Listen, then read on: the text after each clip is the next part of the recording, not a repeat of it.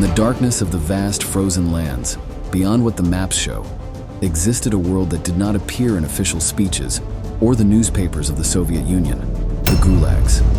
There, between barbed wire and watchtowers, men and women were reduced to numbers, frozen and exhausted bodies searching for a purpose to carry on. They were guilty of small and large crimes, or simply of existing in the wrong place, under the gaze of a state that saw enemies even in the shadows. They were called traitors, enemies of the people, saboteurs. But many of them, when night fell, were nothing more than victims wondering if they would ever get their lives back. All that remained for them when they crossed the threshold of the concentration camps was the challenge of survival. In this new military history video, we'll tell you all about these brutal Soviet prisons, men, women, and children, entire families torn apart, prepared to experience the terror of Stalin's gulags. The guard hits you, but it doesn't hurt. It's as if he was hitting a table. Do you understand? We no longer felt anything.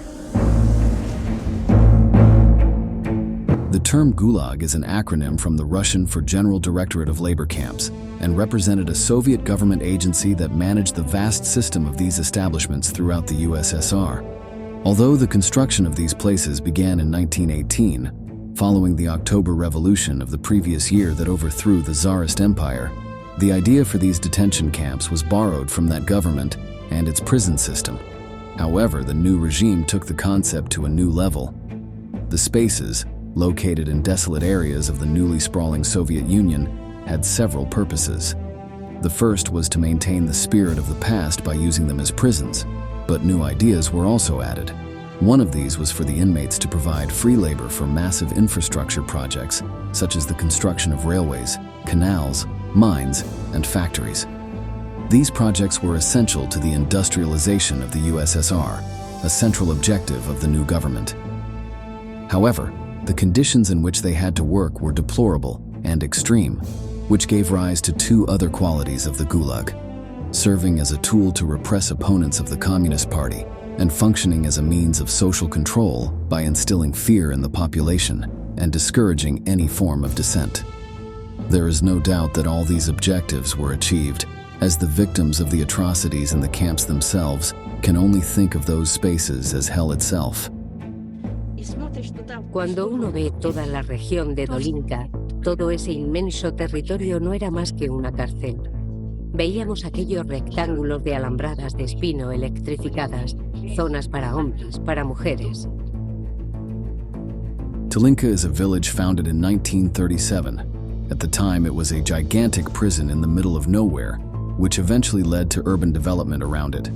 Located in what is now Kazakhstan, it is often said in that Asian country that people with Russian features necessarily have direct ties to the history of the Gulag. But this wasn't the only place that left such marks. In total, there were more than 470 forced labor camps located in the most remote corners of Soviet territory. Desolate and isolated, no one had ever lived there for one simple reason: it was almost impossible to survive. These were lands of perpetual, unbearable winters. Food was scarce, the cold drove them mad, shelter was inadequate, medical care was minimal, and the labor was exhausting. The experience was hellish, inhuman. Millions of lives were ruined forever. The gulags held a variety of inmates, starting with common criminals, people convicted of crimes such as theft or murder. However, there was another, less logical list of inmates when thinking of a prison. There were ethnic minorities, such as Jews, who, due to their origins, were considered dangerous or untrustworthy. The same was true of nationalist groups such as Ukrainians or Poles. A similar fate awaited the kulaks, farmers in Tsarist Russia, who were imprisoned for resisting communist collectivization. Finally, the most prominent were political prisoners, people accused of counter-revolutionary activities or criticizing the Soviet regime. Sometimes, citizens were prosecuted without any evidence. State paranoia turned them into victims of the Gulag system without a fair trial. Often, and for no reason, terror came knocking at the door. Sonó el timbre de nuestro apartamento. Mi madre fue a abrir. Entró un enviado del Kremlin, un agente del NKVD. Le dijo a mi padre, Iván Nosov, que le llamaban urgentemente al Kremlin. Mi padre se vistió y salió. Nos dijo, vengo enseguida. Nos dio un beso y se fue. Se fue para siempre. Nunca volvimos a verle. The NKVD was one of the Soviet Union's main government agencies, best known for its role in repression, surveillance, and the management of forced labor camps during Joseph Stalin's regime. It became a key tool for state control and espionage operations abroad, with the goal of dismantling networks hostile to the USSR. As the Gulags expanded, it kept detailed records of citizens to prevent counter-revolutionary activities. It often relied on denunciations, even false ones, to make arrests like that of Marat Nosov's father. But the agency's work didn't end there. 2 days later, they returned to arrest his mother, claiming that her crime was failing to inform the NKVD that her husband was an enemy of the people. She was thus sentenced to 10 years in prison. Cases like this provide a glimpse into how easily anyone could end up behind the barbed wire of the Gulags. An example is Galina Karpinska, the daughter of farmers who were branded enemies of the regime, for which the entire family was punished. Estaba en la escuela. Durante una clase, no recuerdo exactamente cuál, entraron en el aula 2 guardias de seguridad. 2 soldados con abrigo militar gris y con fusiles. Tiene que responder también por los actos de su madre. Recogimos nuestras cosas. Yo cogí mi cartera con los libros. Thus began her journey to hell, a long journey where she would be completely alone. Families ended up separated, with parents locked in one place and children in another.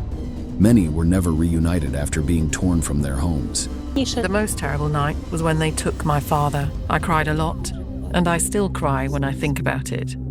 Excuse me.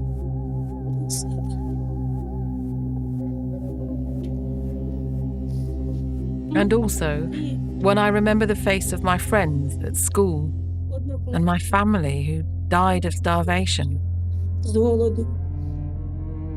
There are thousands of testimonies like this, tens of thousands of families destroyed. Everyone had heard the stories. They knew what kind of fate awaited those who ended up as prisoners. However, imagining the atrocities committed is very different from experiencing them. And it all began with a long journey to the distant Calvary. Nos llevaron a una especie de estación rodeada de alambradas. La gente trepaba por las alambradas. A nosotras nos dejaron pasar. Montamos en aquel tren y partimos. Teníamos que permanecer acostadas en la litera de arriba. Yo no bajaba nunca. No nos lavábamos. Fue terrible. Because the camps were located in remote parts of the country, the train journey could last several months. During this time, the detainees were subjected to terrible conditions. The cars had no windows, only small slits protected by bars, as they were actually designed to transport animals, not humans. Everything was dark, and the space was cramped for the hundreds of people who ended up crammed together, forced to stand or sit on the floor with barely any room to move. Furthermore, the food rations were minimal, generally consisting of bread and water, insufficient for the long journey. Finally, they had to relieve themselves in buckets, which created an unsanitary environment and an unbearable stench. Some fell ill, but received no medical attention, and those who couldn't resist became corpses, dumped at the stops in between. Aboard these trains, the prisoners began to discover what awaited them. The security guards were cruel and reinforced the authority of the repressive system they had entered. This dehumanization was actually preparing them for what was to come. The overcrowding, hunger, lack of hygiene, and constant fear generated a state of stress and extreme despair that would become part of their daily lives. Nos daban muy mal de comer. Yo tenía unas ganas locas de comer. Para mí, un trozo de pan representaba el colmo de mis sueños. Tanto me marcó el pan, que todavía hoy no puedo imaginar una comida sin él.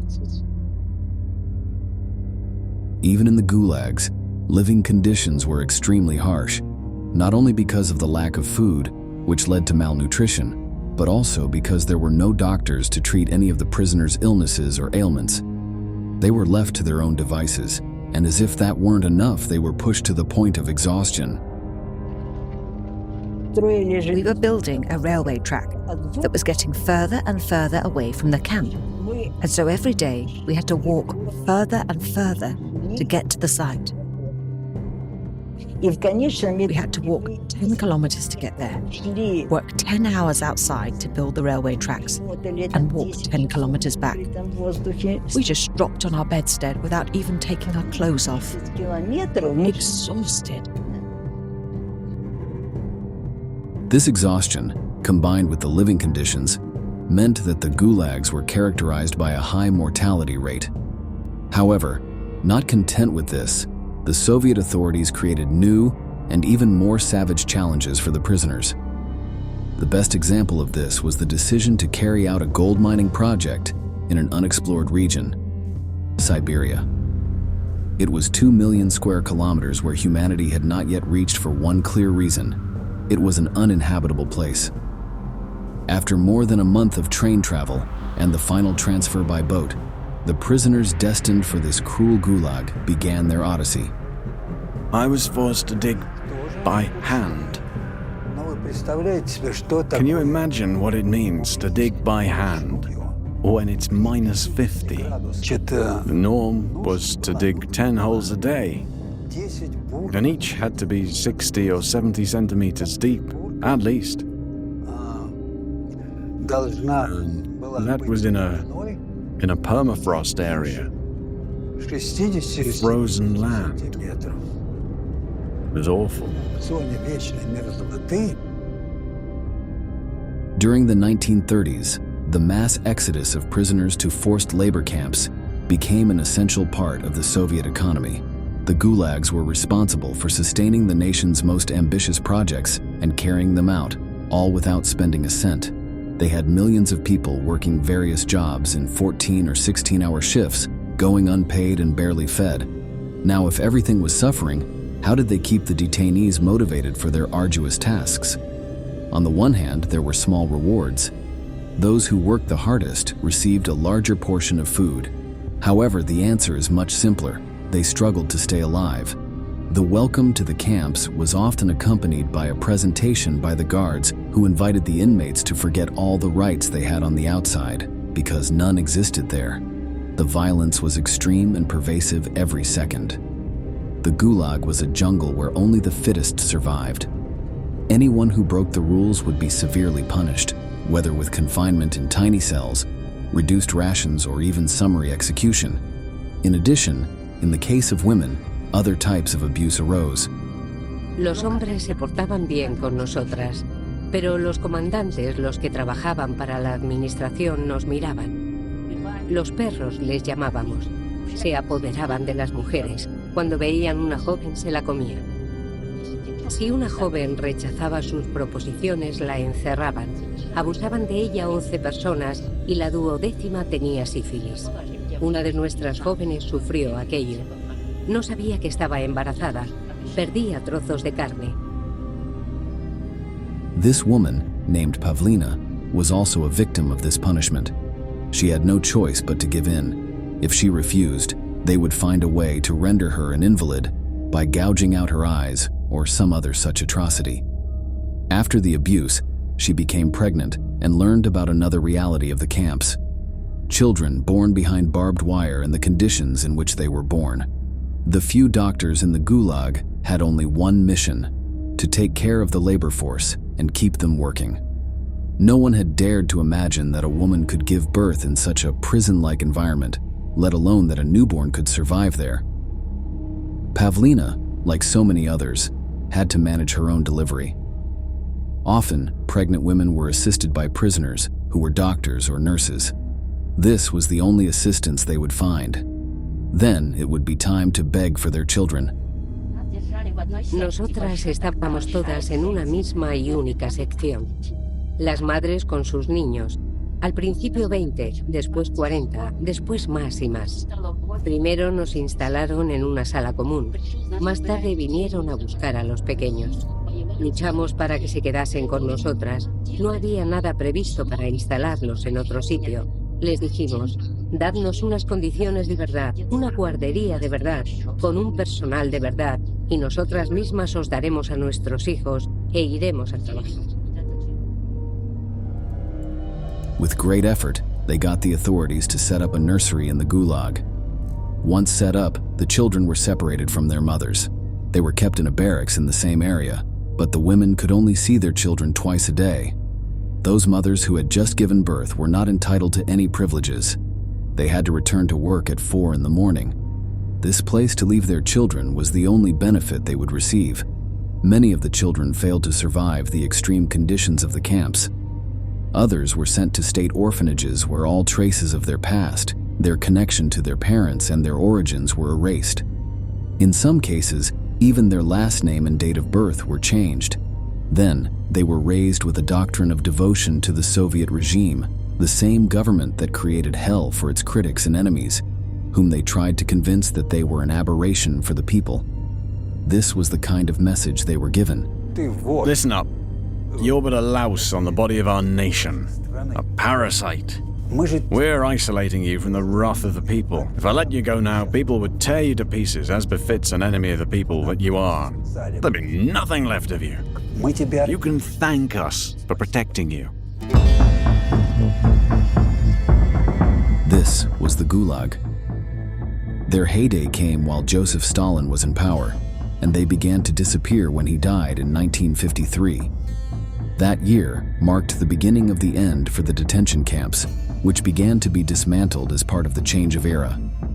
At that time, more than 2.5 million people were still imprisoned and held in inhumane conditions. But by then, the total number of citizens who had passed through the more than 400 camps was about 18 million. The dark system went through several episodes in the history of the Soviet Union, such as the Great Purge, when Stalin himself sent government officials to the gulags, accusing them of being traitors, or World War II, when prisoners were freed to fight against the Nazi invasion.